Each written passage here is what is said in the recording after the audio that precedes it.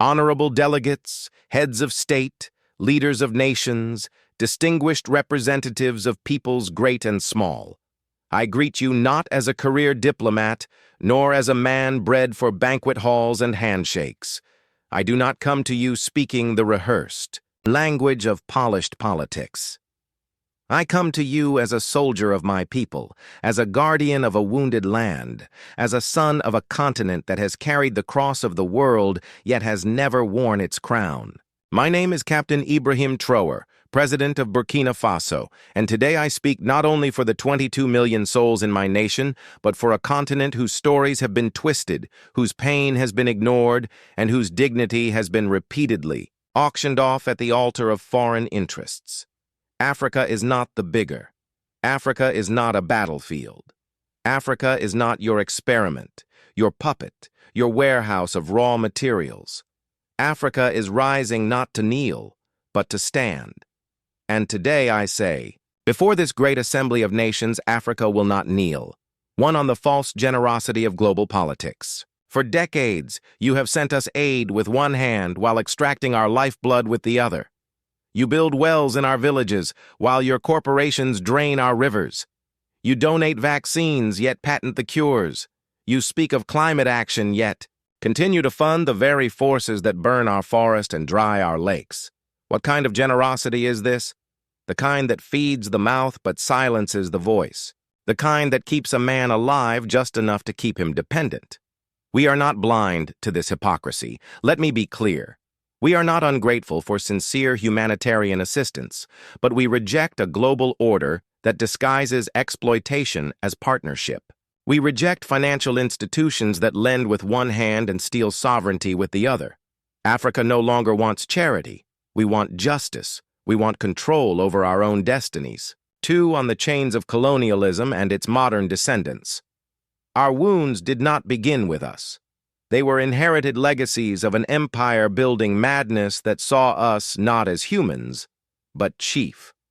As cargo laboratories, my ancestors were not consulted. When maps were drawn with rulers and compasses in Berlin, the borders of Burkina Faso, like those of many African nations, were not carved by our ancestors, but by men who had never stepped foot on our soil, who knew nothing of our languages, our tribes, or our spirits.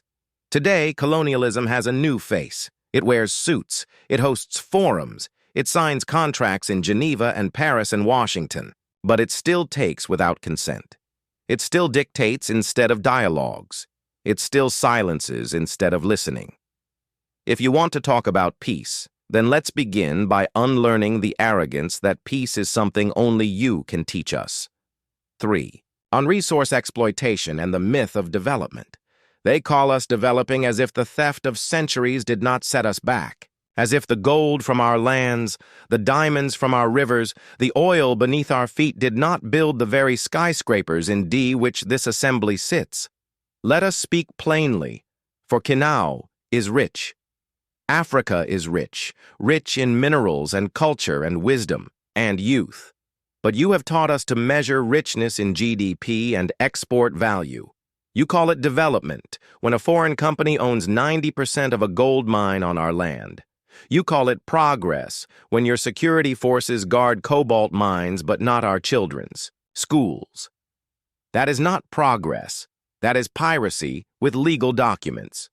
From now on, we will define development on our own terms. Development that puts children in classrooms, not minerals on cargo ships. Development that respects the land, the people, and the soul of a nation, for on sovereignty and interference. Why is it that when an African nation makes independent choices, we are called unstable? Why is it that when we seek military cooperation outside the colonial sphere, we are labeled a threat? Burkina Faso has chosen to walk a path of sovereignty that is not a threat to peace. It is a declaration of adulthood. We are no longer under your guardianship. We are no longer your junior partners in diplomacy. We are a free people.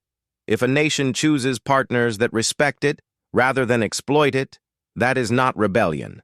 That is wisdom. Let it be known no foreign power will dictate the alliances of Burkina Faso. We will build relations based on mutual respect, not historical guilt or present-day intimidation. Fight on terrorism and manufacture wars. You ask why there is violence in the Sahel. You ask why our youth take up arms. But you do not ask who benefits when our minds are guarded by private mercenaries while our villages are left vulnerable. You do not ask how weapons arrive in deserts that produce no steel. You do not ask why peacekeeping never seems to end the war.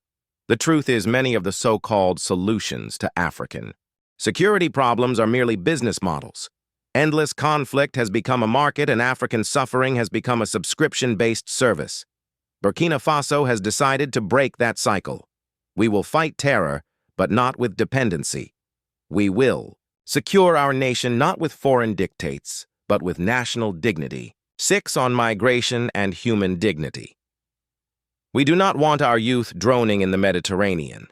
We do not want our brightest minds fleeing to countries that once called us savages. We do not want remittances.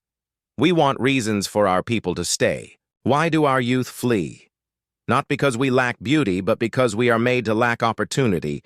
Not because we hate our land, but because our land is treated as someone else's property. Migration is not a crisis. It is a symptom of wars we did not start, of loans we did not need, of a world order that tells our youth their only value lies outside their own homes.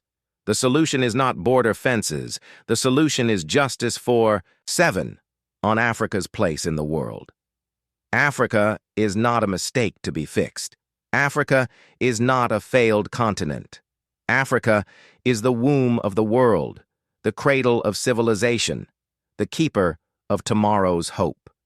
We have been made invisible in global decisions that affect us deeply. At the UN Security Council, Africa with 54 sovereign nations has no permanent seat.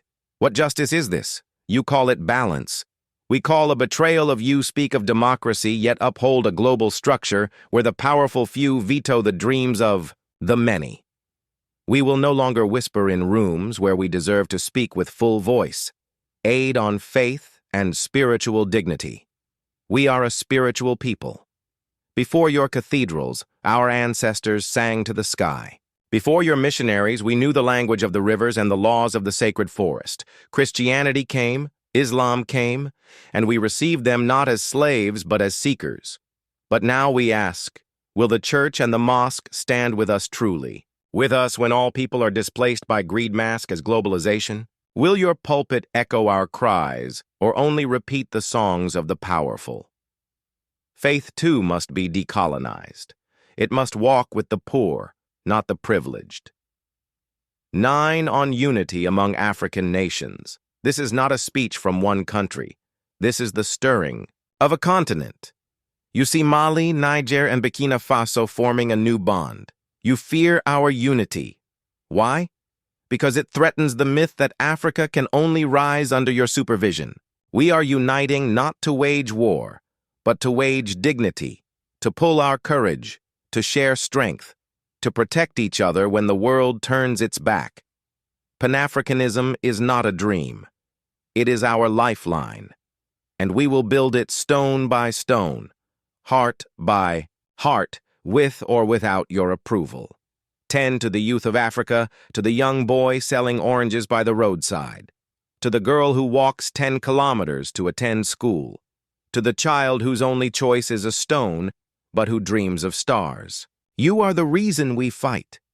Do not believe the lie that your continent is cursed. You are the blessing. Do not envy foreign passports. Be proud of your name, your land, your roots. The world may not applaud you now, but the future will speak your name in honor. 11 final words.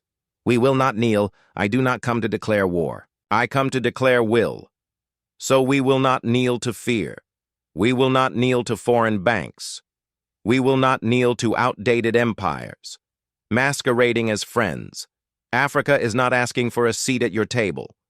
We are building our own a table where no child eats last, where no nation is silenced because it lacks nuclear arms, where justice is not filtered through the lens of race or history, but shared, his breath is shared. This is our vision, and this is our vow. Let the world hear it today, and always. Africa will not kneel. Thank you.